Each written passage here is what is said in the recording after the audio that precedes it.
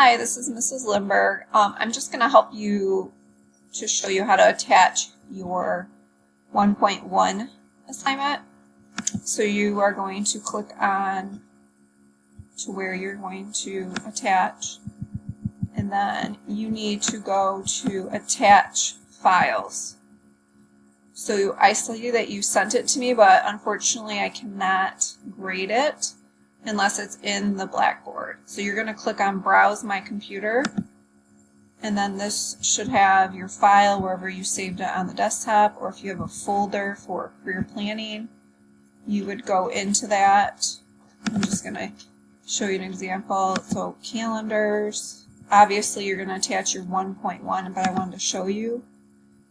And then it's attached.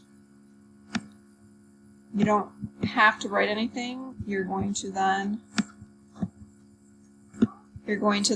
click submit, and then it should